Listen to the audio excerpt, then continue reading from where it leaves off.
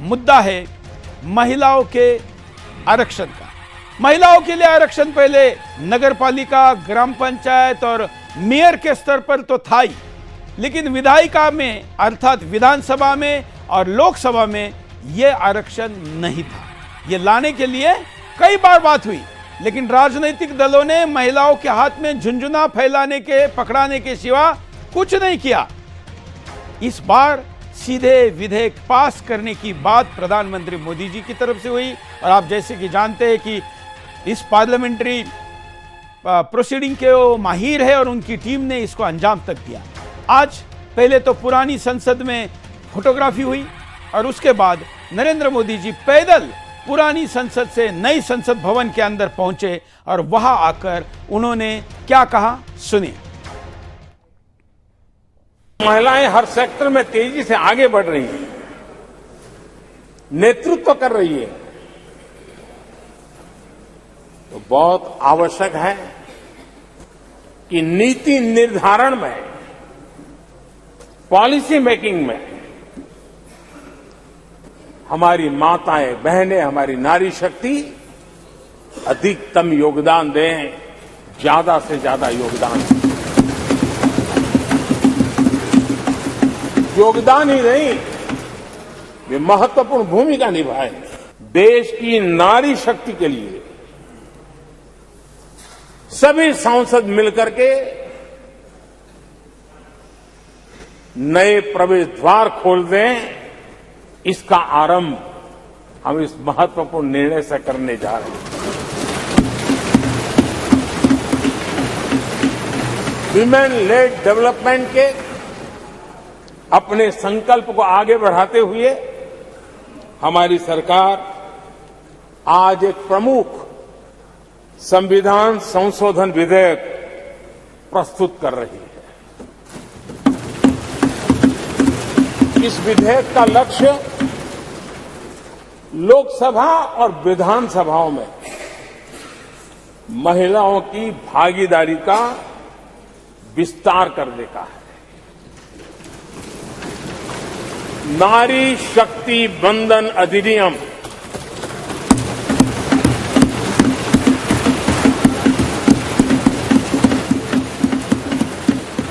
नारी शक्ति वंदन अधिनियम, इसके माध्यम से हमारा लोकतंत्र और मजबूत होगा। मैं देश की माताओं, बहनों, बेटियों को नारी शक्ति वंदन अधिनियम के लिए बहुत बहुत बधाई दूं। इस नारी वंदन अभिनंदन और सारे अभिनंदन के साथ साथ ये जो वंदन किया जा रहा है भारत की नारी शक्ति को, कानून मंत्री अर्जुन राम मेघवाल जी ने अधिकृत तौर पर यहां ये विधेयक प्रस्तुत किया।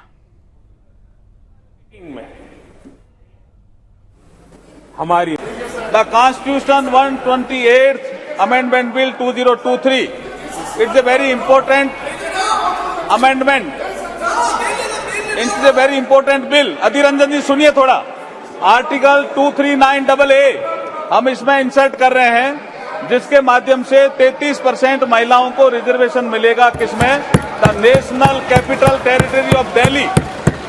उसके बाद हम आर्टिकल 330A में अमेंडमेंट कर रहे हैं, जिसके माध्यम से लोकसभा में reservation of seats for schedule caste and schedule tribe, जो प्रावधान पहले से है उसी में ही हम 33% महिलाओं के आरक्षण की बात कर रहे हैं। उसी में हम 33% महिलाओं के आरक्षण की बात कर रहे हैं। एक आर्टिकल 332 है, जिसमें रिजर्वेशन जो दिया हुआ इसमें असेंबलीज के लिए, उसमें भी स्टेट लेजिस्लेटिव असेंबली में 33% महिलाओं के लिए आरक्षण की व्यवस्था कर रहे हैं। ये बहुत इंपॉर्टेंट बिल है। और फिर आर्टिकल 334A में एक नया हम क्लॉज जोड़ रहे हैं, जिसके माध्यम से इस महिला रिजर्वेशन की जो अवधि होगी वो 15 साल के लिए होगी। उसकी यदि बढ़ाना होगा तो संसद इसको अधिकार होगा वो बढ़ाने का। अध्यक्ष जी, मैं इस बिल के माध्यम से जो परिवर्तन होने वाला है वो बता रहा हूं अधीर रंजन जी। अभी जैसे 543 हमारी लोकसभा की सीट है, जैसे ही ये बिल पास होगा, ये कानून बनेगा उसके बाद वर्तमान में लोकसभा में जो संख्या जो कि सबसे ज्यादा है 82 महिलाओं की संख्या है वो 181 हो जाएगी इस कानून के पास होने के बाद। कितना क्रांतिकारी कदम हम उठा रहे हैं। The constitution. मोदी जी ने इस विषय पर क्या कहा, एक बार जरा इसको भी देख लेते हैं। प्रधानमंत्री नरेंद्र मोदी। इतना है, मेरा सुझाव है कि अब हम जब नए सदन में जा रहे हैं तब इसकी गरिमा कभी भी कम नहीं होनी चाहिए। इसे सिर्फ पुरानी पार्लियामेंट कह करके छोड़ दें, ऐसा नहीं होना चाहिए। और इसलिए मेरी प्रार्थना है कि भविष्य में अगर आप सहमति दे दोनों महानुभाव तो इसको संविधान सदन के रूप में जाना जाए, ताकि ये हमेशा हमारे के लिए हमारी जीवन प्रेरणा बनी रहेगी। इस मुद्दे पर जरा कार्यक्रम के अंत में संसद से अपेक्षा क्या है, तब इस विषय को देखेंगे। अभी आपको दिखाते हैं, अपने कानून मंत्री को सुना। अभी देश के पूर्व कानून मंत्री रविशंकर प्रसाद, महाराष्ट्र के पूर्व मुख्यमंत्री वर्तमान उप मुख्यमंत्री देवेंद्र फडणवीस और महिला बाल कल्याण मंत्री स्मृति ईरानी ने क्या कहा, ये देखते हैं। ये बहुत ही ऐतिहासिक क्षण है। नई संसद में आज हमारा पहला दिन था और पहले दिन में ये संविधान संशोधन, हमारे प्रधानमंत्री नरेंद्र मोदी जी का अभिनंदन, उनकी सोच का, उनके संकल्प शक्ति का। क्या है उनकी सोच?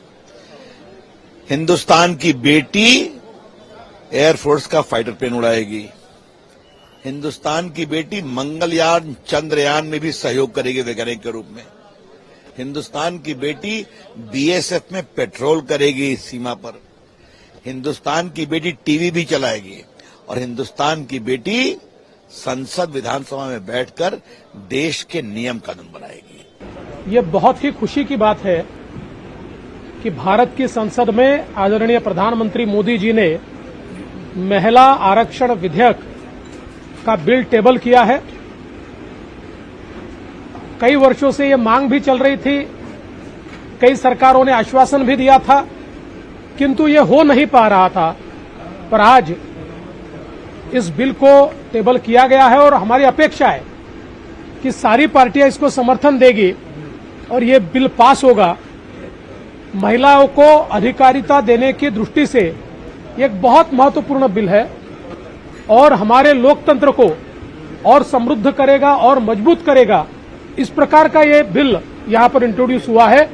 मेरा विश्वास है इसी सेशन में यह बिल पास होगा और हमारी संसद में और हमारी विधानसभाओं में महिलाओं का प्रतिनिधित्व ये हमको बढ़ा हुआ मिलेगा। मैं प्रधानमंत्री मोदी जी को बहुत बहुत धन्यवाद देता हूं। आज नारी शक्ति वंदन बिल जो लोकसभा में इंट्रोड्यूस हुआ वो हमारी महिला शक्ति, नेतृत्व शक्ति बने हमारे राष्ट्र की, उसको परिभाषित करेगा। प्रधानमंत्री मोदी जी ने विमेन लेड डेवलपमेंट का जय घोष किया था भारत में और इस जय घोष को पूरे विश्व ने G20 के भारत की प्रेसिडेंसी में स्वीकारा और विमेन लेड डेवलपमेंट की संवैधानिक नींव आज प्रधानमंत्री मोदी ने डाली है। चलिए अभी जरा हमारे अतिथियों के पास चलते, उसके बाद आपको कुछ और प्रतिक्रिया भी दिखाएंगे। मैं स्वागत करता हूं, इस वक्त हमारे साथ काजल हिंदुस्तानी जी है और काजल आपका स्वागत है। गुजरात से हमारे साथ जुड़ी है और डॉक्टर कल्पना आचार्य सनातन विचार की विद्वान भी है और पैनलिस्ट है, आपका स्वागत है। कल्पना जी काफ़ी दिनों बाद आज जुड़ी हुई है और आप दोनों के साथ महिला आरक्षण के मुद्दे पर चर्चा करेंगे। कुछ लोगों के लिए ये राजनीति का मुद्दा हो सकता है और हिंदुस्तान अपनी तथाकथित स्वतंत्रता के 75 वर्ष बाद, बल्कि 76 वर्ष बाद भी महिलाओं को केवल 33% आरक्षण तक ही पहुंचा है। वो भी वास्तव में कब कितना लागू होगा, लागू होने के बाद पति कितना अधिकार जमाएंगे और महिलाओं को कितना मिलेगा, ये सारे प्रश्न तो है ही। लेकिन मैं इस निमित्त सनातन के पूर्ण व्यवस्था में, पहले व्यवस्था में क्या नारी को तो 50% से ज्यादा बराबरी का और वो भी पहला अधिकार था, ये दौरा डॉक्टर कल्पना जी से समझना चाहूंगा।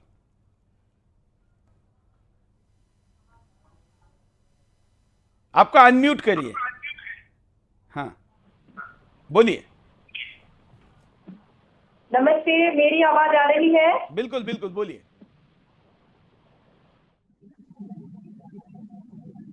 बोलिए कल्पना जी। नमस्ते। हाँ बोलिए। हाँ जी। हम्म। महिलाएं, जिसके लिए ऋग्वेद में कहा है स्त्री ही ब्रह्मा बभूविथ, कि स्त्री पूरे समाज क्या पूरे राष्ट्र की ब्रह्मा है। ब्रह्मा माने जो सृष्टि करता है और वो उसको संभालने वाली है। तो जब वो सारी सृष्टि का स्वयं निर्माण ही कर रही है तो उसको अलग से कभी भी ऐसा परिभाषित नहीं किया गया है कि उसके लिए कुछ स्पेशल डब्बे में कुछ उसके लिए रखा जा रहा है। वो पूरी धरती पर स्वयं राज करती है। और कैसे राज करती है? वो कहती है अहम राज्य संगमनी वसूनाम चिकितुषी प्रथमा यज्ञानाम। बोले मैं राज्य हूं। राज्य मतलब मैं साम्राज्य हूं। मैं मतलब मैं सम्राटों का निर्माण भी करती हूँ और स्वयं राज्य व्यवस्था भी संभालती हूँ। ये सुंदर, बहुत सुंदर परिकल्पना है कि एक में कहा गया है, एक मंत्र कहता है कि अहम मूर्धा अहम केतु अहम मूर्धा अहम उग्रा विवाचनी, अर्थात मैं राष्ट्र की ध्वजा हूं। अब सोचिए ध्वजा किस प्रकार होती है। ध्वजा राष्ट्र का सम्मान होता है, ध्वजा राष्ट्र का प्रतीक होता है। अगर ध्वजा को कुछ, भले ही वो एक कपड़ा है लेकिन वो हमारे सम्मान का प्रतीक है, वो सबसे आगे चलने वाला है। राष्ट्राध्यक्ष बाद में आएंगे, ध्वजा पहले आ जाती है। तो वो ध्वजा है, वो राष्ट्र को संभालने वाली है, वो साम्राज्य है, वो सेना का निर्माण करने वाली है। और कैसे कहती है कि अहम केतु अहम मूर्धा, मैं राष्ट्र का मस्तिष्क हूं। ये राष्ट्र मेरे द्वारा बताए गए मार्गदर्शन पर ही चलेगा और कोई रास्ता नहीं है। और अहम केतु अहम मूर्धा अहम उग्रा विवाचनी, बड़ी बड़ी सभाएं, संसद और सारे सभाओं का संचालन, उसमें क्या बोला जाएगा, कैसी नीतियां बनेंगी, वो मैं तय करूंगी। एक मातृशक्ति की जो उक्ति वेद में कही है, ये बहुत बड़ी बात है। और पूरा विश्व इस बात के लिए चमत्कृत था कि हमारे वैदिक काल में महिलाओं को इतना ऊंचा स्थान मिला हुआ था कि और किसी संस्कृति में वो था ही नहीं, किसी ने सोचा ही नहीं। किसी ने महिला को पसली बता दिया, किसी ने महिला को आधा बता दिया कि ये तो आधी है, किसी ने निर्जीव ही समझा। लेकिन यहाँ पर कभी निर्जीव और ये जरा ऐसी निर्जीव बात ही निर्जीव नहीं कहा, है। निर्जीव किसने समझा ये भी थोड़ा बता दीजिए तो लोगों को पता चल जाए।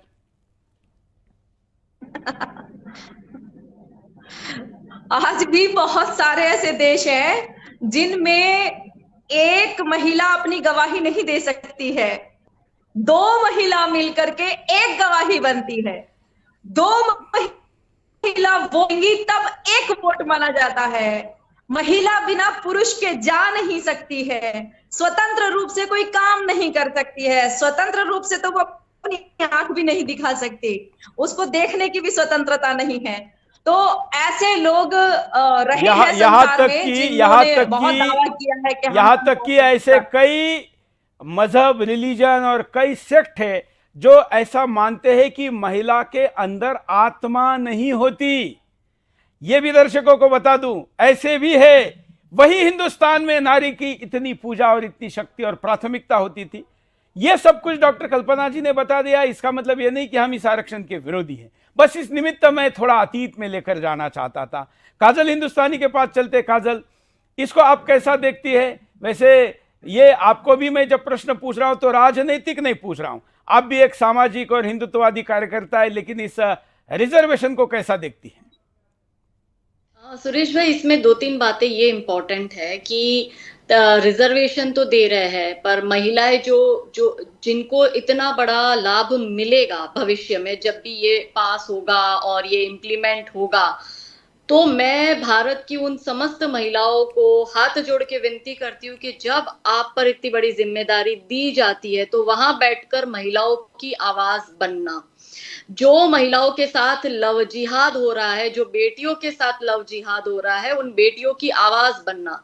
लव जिहाद पर कभी भी लोकसभा में या राज्यसभा में महिलाएं आवाज उठाते हुए अब तक मुझे नहीं दिखी है।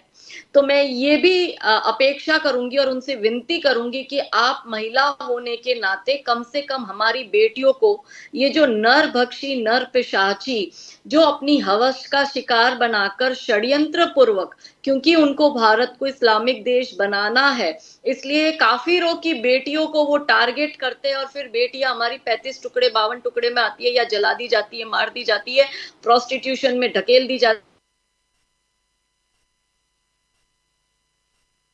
जिहाद पर कानून बनाना, क्योंकि रियल में जो ग्राउंड में संघर्ष हम करते हैं और हम बेटियों की हालत देखते हैं तो हमें ऐसा लगता है कि क्या सही मायनों में हम आजाद हुए हैं। दूसरी बात, जो मुस्लिम महिलाओं को अधिकार नहीं मिल रहे हैं, 75 वर्ष आजादी के हो गए फिर भी, तो उन महिलाओं से निवेदन है कि जब आपको चुनकर उस जगह पर भेजा जाएगा तो मुस्लिम महिलाओं के लिए ऐसे कानून बनाए कि उनको भी भारत में इक्वेलिटी मिले, इक्वल राइट्स मिले। ट्रिपल तलाक से कहने के लिए वो छूटी है, मगर आज भी कई जगह भारत में महिलाओं को ट्रिपल तलाक देकर प्रताड़ित किया जा रहा है। मैरिज, एडॉप्शन, सक्सेशन, उसमें आज भी महिलाओं को इक्वल राइट्स नहीं है, आज भी उनको 3-3 सौतनों के साथ रहना पड़ रहा है। तो ऐसे कानून वहां बैठ के बनाए कि जिसमें मुस्लिम महिलाओं का भी उत्थान हो। और तीसरी और सबसे इंपॉर्टेंट बात कि भारत में महिलाओं पर जो भी क्राइम होते हैं, चाहे बलात्कार हो या पॉस्को के अंतर्गत यदि कोई कार्रवाई हो रही है, नाबालिग बेटियों पर कोई अत्याचार कर रहा है, तो उसमें सिर्फ एक ही सजा हो और वो हो फांसी की सजा। मैटर नहीं करता कौन सा धर्म है, क्या रिलीजियन है, कौन सा मजहब है, कौन सा पंथ है, जो गुनहगार है उसको महिला के ऊपर जो भी एट्रॉसिटी होती है उसमें सिर्फ और सिर्फ फांसी की सजा मिले। यही मैं भारत की नारी शक्ति को इस रूप में देखना चाहती हूँ और मैं चाहती हूँ कि भारत की नारी शक्ति भारत की बेटियों की, भारत की महिलाओं की आवाज बने, उनको उनकी शक्ति बने, उनके लिए प्रेरणा बने और भारत में उनको इक्वल दर्जा मिले, इसके लिए वो कार्य करे। बिल्कुल। आज के इस अवसर पर जब संसद में चर्चा हो रही थी तो राजनीति ना होती तो क्या होती, क्योंकि संसद के अंदर हो रहा है तो राजनीति होनी थी। ऐसे मुद्दे पर जिस पर मीडिया के सामने सारे राजनीतिक दल सहमति का ढोंग कर रहे थे, वही संसद के अंदर अमित शाह जब बोलने को खड़े हो गए तो विपक्ष के अधीर रंजन अर्थात कांग्रेस के राहुल बाबा के अधीर रंजन हमेशा की तरह स्वभाव के अनुसार पुरानी संसद का स्वभाव जारी रखते हुए रोका टोकी कर रहे थे। पारित हुआ उसमें ये मांग की गई है कि ये जो आने वाले विशेष सत्र है इसमें महिला आरक्षण की उस बिल को पास किया जाए, पारित किया जाए। ये बहुत महत्वपूर्ण है, ऐतिहासिक है। आपको ज्ञान है कि पूर्व कांग्रेस अध्यक्षा श्रीमती सोनिया गांधी ने पत्र भी लिखा था हमारे प्रधानमंत्री जी को, प्रधानमंत्री जी को पत्र लिखा था। हम फिर से उस मांग को इस प्रस्ताव के जरिए दोहराते हैं। अच्छा हुआ सर, माननीय अधीर रंजन जी ने दो चीजें फैक्चुअली इनकरेक्ट कही है, या तो वो विड्रॉ करे या तो आपने सदन के टेबल पर उसको रखवाना चाहिए। एक, महिला आरक्षण बिल लोकसभा में पास हुआ था, कभी पास नहीं हुआ। और दो, कि ये बिल पुराना लोकसभा में लंबित है। ये बिल 2014 में ही लोकसभा के विघटन के साथ ही ये बिल निरस्त कर दिया गया। माननीय अध्यक्ष, दोनों स्टेटमेंट फैक्चुअल इनकरेक्ट स्टेटमेंट है, इनकी स्पष्टता मैं आपसे अपेक्षा करता हूं कि इसकी स्पष्टता उनसे मांगी जाए, या तो रिकॉर्ड से दूर किया जाए या तो वो उसके समर्थन में कोई डॉक्यूमेंट टेबल पर रखें। प्रस्ताव पारित हुआ। अब हम इस पर भी जरा चर्चा कर लेते हैं कि क्या सच में समाज में जहां रिजर्वेशन मिला है वहां पर, मैं फिर कहता हूं कि हम ये चर्चा कर रहे, इसका मतलब सरकार के इस पहल का विरोध नहीं कर रहे, हम बस इस अवसर का सदुपयोग कर रहे हैं कि जो एक अच्छा निर्णय सरकार ने लिया है, वास्तवता जमीन पर उसको राजनेता कैसे चलाते हैं। बहुत जगह पर यह देखा गया है कि प्रधान अगर महिला है तो प्रधान पति बन गया, अगर नगराध्यक्ष महिला है तो उसका पति नगराध्यक्ष पति बन गया, अभी विधायक और सांसद वाले में भी कई कई जगह पर ऐसा रिजर्वेशन भले ही ना हो, लेकिन नेता को उम्मीदवारी नहीं दी, पत्नी को टिकट दिया, तो उनका भी क्या नाम पड़ा है हम जानते हैं। क्या ये समाज का वास्तव चित्र नहीं है? कल्पना जी, आपने क्या देखा है अपने आसपास जो महिलाओं को इस वक्त आरक्षण दिया गया है उसमें? हाँ जी, ऐसा सही बात है कि जब कोई महिला राजनीतिक क्षेत्र में आगे आती है तो अधिकतर वो घर के काम ही संभालती है। पति को टिकट नहीं मिल पाता है, इसलिए महिला को आगे कर दिया जाता है। ये सच्चाई है और ये कड़वी सच्चाई है जिसको हमें स्वीकार करना पड़ेगा। लेकिन इस समय अपने आप में बहुत सारी बहनें मुखर होकर के आगे आ रही हैं। जैसे आपने देखा होगा चंद्रयान 3 की लॉन्चिंग में, चंद्रयान 3 के सफल लैंडिंग में कितनी महिलाएं, 100 से अधिक महिलाएं आगे बढ़ चढ़ करके कंप्यूटर का माउस पकड़े हुए थी। उन्होंने विविध प्रकार की सेवाएं इसरो में दी हैं और भारतीय परिप्रेक्ष्य में दी हैं। ऐसा नहीं है कि वो कहीं विदेश से आई थी या वो परिवार से अलग रह रही थी। जब वो महिलाएं इसरो में बैठ करके अपना योगदान दे सकती हैं तो यहाँ पर राजनीति के क्षेत्र में भी महिलाएं अब आगे आएंगी। ऐसा नहीं है कि यहाँ पर भी 100% ऐसा है कि उनके पति ही या पुरुष ही आगे बढ़ करके आते हैं, ऐसा नहीं है। बहुत सी महिलाएं हैं। अब जो नई युवा पीढ़ी आ रही है उसको अवसर मिलेगा तो ये वास्तव में सफल होगा। महिलाएं जब पढ़ी लिखी और समझदार आगे आएंगी और उत्तरदायित्व को समझने वाली आएंगी, देश की वास्तविक भावना को समझने वाली आएंगी, राजनीति को बिल्कुल स्पष्ट रूप से समझने वाली बहनें जब आगे आएंगी तो ये 100% सफल होगा। बिल्कुल। हाँ, हमारे साथ रोली तिवारी जी भी जुड़ गई है। रोली जी, संसद में ऐतिहासिक बिल रखा गया है और अब आशा है कि हिंदुस्तान की नारियों को राजनीतिक अर्थात विधानसभा लोकसभा में भी सही प्रतिनिधित्व मिलेगा और आप भी 2024 में, हालांकि रिजर्वेशन तो बाद में है, लेकिन आप भी संसद में जल्दी ही आएगी। आप कैसा देखती है इसे? हम इसका बहुत स्वागत करते हैं। सबसे पहले सनातन शिरोमणि श्री सुरेश चौहान जी को मेरा प्रणाम। और सुरेश जी, आप सभी लोग, आप जैसे लोग जब समाज में हैं जो सनातन को और महिलाओं को आगे ले जाने की एक बखूबी जिम्मेदारी निभाते हैं, तो हमने कहा है, हमारे शास्त्रों में लिखा है, यत्र नार्यस्तु पूज्यते रमन्ते तत्र देवता। तो उन देवताओं का मुझे लगता है बास हो गया है। और आज जो हमारी नई संसद में प्रवेश हुआ है गणपति आगमन के साथ साथ, तो मैं तो इसका बहुत ज्यादा स्वागत करती हूँ और स्वागत योग निर्णय है। और सुरेश जी, मैं आपसे कहना चाहती हूँ कि महिलाएं तो गर्व से संघर्ष करती हैं। हमारे हिंदुस्तान में जब गर्भ में एक बच्ची आती है तो ये भी नहीं पता होता कि वो जन्म ले पाएगी या नहीं ले पाएगी। गर्व से संघर्ष करती है, बड़ी होती है तो शिक्षा के लिए संघर्ष करती है, पुरुष के एक समान जो पुरुष प्रभुत्व समाज है उसमें संघर्ष करती हैं, शिक्षा के लिए संघर्ष करती है, विवाह के लिए संघर्ष करती हैं। तो महिलाएं जो जन्म से संघर्ष करती हैं उनके लिए एक बड़ी खुशखबरी की बात है और ये प्रतिनिधित्व तो मिलेगा। लेकिन इससे पहले मैंने देखा था कि आप एक बात कह रहे थे कि एक बड़ी इसमें समस्या ये भी आती है कि जब महिलाओं के लिए सीट का रिजर्वेशन होता है तो उसमें अधिकतर जो प्रभुत्व संपन्न नेता हैं वो अपनी पत्नी, अपनी बहन, अपनी माता, क्योंकि वो सीट पर वो चुनाव लड़ते रहते हैं और जब वो महिला के लिए आरक्षित होती है तो वो अपने परिवार के लोगों को ही लड़ा देते हैं। और जो संघर्षशील महिलाएं जो वास्तविक तौर पर राजनीति में संघर्ष कर रही है उनको एक बहुत बुरे दौर का सामना करना पड़ता है। लेकिन सुरेश जी, फिर भी किसी भी चीज को जब हम प्रारंभ करते हैं तो उसमें कुछ चीजें ऐसी समस्याएं आती हैं, लेकिन इसका मैं मुक्त कंठ से प्रशंसा करती हूँ। और सबसे बड़ी बात यह है कि आज मैं किसी राजनीतिक दल की सदस्य नहीं हूँ, तो मैं एक स्त्री होने के नाते भारत की आधी आबादी का प्रतिनिधित्व कर रही हूँ। यहाँ पर किसी राजनीतिक दल का नाम होती अगर मैं तो दिल से बोलती, मैं दिल से नहीं बोलती। तो सुरेश जी, आज मैं दिल से बोल रही हूँ। बहुत स्वागत योग्य निर्णय है और इसके लिए मैं पूरी मोदी जी की टीम को बधाई देती हूँ। कल जो आएगा तो उस पर और चर्चा करें, क्या आता है क्या नहीं आता है।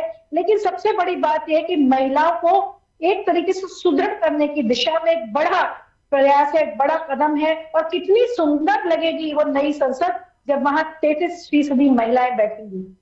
बिल्कुल। आपके आने के पहले हमने चर्चा की थी कल्पना जी के साथ कि हमारे यहाँ तो नारी सर्वत्र पूज्य थे और कैसे कितना ज़्यादा प्रतिनिधित्व और बल्कि पहला मान उसको दिया जाता है। अब वो चर्चा हम आपके पहले कर चुके हैं, आप शायद सुन नहीं पाई होगी। अब हम ये आपसे समझना चाहते हैं कि क्या ये वास्तवतः जमीन में उतरेगा, क्योंकि समाजवादी पार्टी जैसी पार्टियां, या जहां पर, क्यों मैं नाम लेकर इसलिए कह रहा हूं कि पिछली बार विरोध करने वाले, खुलकर विरोध करने वाले यही दल थे, लालू की आरजेडी, ऐसे दल जो अपनी घर की महिलाओं को आगे नहीं लाते, समाज की लाना नहीं देना चाहते, वो दल इसको वास्तवता कितना जमीन पर उतारेंगे? देखिए सुरेश जी, यहाँ सबसे पहले लालू जी ने तो मीसा को ही चुनाव लड़ाया, राबड़ी जी को बैठाया। तो ये जो पारिवारिक दल है, जो परिवारवाद के लोग हैं, ये अपनी महिलाओं को तो आगे ले जाते हैं। ये अगर एक सीट भी होगी, मैं जिस पूर्व पार्टी में मैं थी वहां अगर एक सीट खाली होती थी तो आपको पता है कि कौन लड़ता था, 2 सीट खाली होंगी तो कौन लड़ेगा। तो ये एक बड़ा सवाल है कि ये लोग, राजनीतिक दल के लोग जो विरोध भी कर रहे हैं, और जब बात आती है महिला सीट की तो अपने परिवार की महिलाओं को ही लड़ा देते हैं। तो एक बड़ी, हम जैसी संघर्षशील महिलाएं जिनके कोई गॉडफादर राजनीति में नहीं है, लेकिन जो राजनीति में प्रतिदिन संघर्ष कर रहे हैं, तो हम जैसी महिलाओं के लिए एक आशा की किरण जागृत हुई है। और मैं ये कहना चाहूंगी सुरेश जी कि जब अंधेरा होता है तो मोमबत्ती की एक छोटी सी रोशनी भी हम लोगों को सहारा देती है। तो ठीक उसी तरीके से ये तो एक प्रकाश पुंज की तरह ये महिला आरक्षण बिल आया है और इसका मंजूरी भी हो रही है। तो इसमें मुझे लगता है और महिलाओं के लिए एक बड़ा सशक्त माध्यम मिलेगा कि वो 140 करोड़ आबादी का प्रतिनिधित्व करेंगी, संसद में जाकर के, विधानसभाओं में जाकर के, विधान परिषदों में वो बैठेंगी, अपनी बात कहेंगी। और एक बात मैं आपको गारंटी के साथ कह सकती हूँ कि देश की जनता अब समझदार हो गई है। तो अगर कहीं पर बार बार कोई नेता, जैसे मैंने देखा है कि एक जो सत्ताधारी दल है वो एक ही परिवार के काफी लोगों को टिकट नहीं देता है, लेकिन परिवारवादी पार्टियां अभी भी देश में है। तो मैं कहना चाहूंगी कि धीरे धीरे ये प्रथा भी कि जब परिवारवादी लोग सरकार और सत्ता में आने की कोशिश करेंगे तो जनता उनको हरा के भेजेगी और जनता संघर्षशील लोगों को ही भेजेगी सदन में, ऐसा मेरा विश्वास है। मैं अपने भारत की जनता को प्रणाम करते हुए बात कह रही कि आने वाले समय में वो संघर्षशील महिलाओं को आगे भेजे, जो उनके आसपास की हो, जो उनकी समस्याओं को समझती हो, जो उनको आगे ले जाने के लिए प्रयासरत हो। और सीधे सीधे परिवारवाद पर भी जनता चोट करे, वो महिलाएं जो इसके माध्यम से आना चाहेंगी, किसी की माँ, किसी की बहन, किसी की बेटी जो राजनीति का र नहीं जानती, उनको जनता आगे चल के सबक भी सिखाएगी, ऐसा मेरा विश्वास है। बिल्कुल, तो आपकी विस्तृत प्रतिक्रिया हमने दिखाई और अब हम आपको बता दें कि इस पूरे कार्यक्रम, पूरे कार्रवाई के दरमियान महिलाओं की भी संख्या बड़े पैमाने पर रही। वैसे हमारे पास और भी कई प्रतिक्रिया आई है, लेकिन मैं सामान्यतः बॉलीवुड की प्रतिक्रियाएं गंभीर मुद्दों पर नहीं दिखाता, इसलिए वो प्रतिक्रिया आपको नहीं दिखाऊंगा कि उन अभिनेत्रियों ने क्या कहा, क्योंकि उसका तो कुछ भी नहीं जानते, बस चेहरा है और लोग देखना चाहते इसलिए लोग दिखाते हैं और वहीं पर हम भटक जाते हैं। क्योंकि आपका मित्र, आप भले चाहने वाले डॉक्टर के हो, लेकिन आपको घर बनाना है तो आप इंजीनियर को देखते हैं। वैसे ही अगर पेट दुख रहा है तो आपका मित्र अगर इंजीनियर हो तो उसे छोड़कर अपरिचित डॉक्टर के पास भी जाते हैं। और इसलिए महिलाओं के मुद्दे पर मैं बॉलीवुड के अभिनेत्रियों की प्रतिक्रिया नहीं दिखाऊंगा। साथ में जश्न दिखाएंगे, उत्साह दिखाएंगे, आनंद दिखाएंगे। क्या हुआ?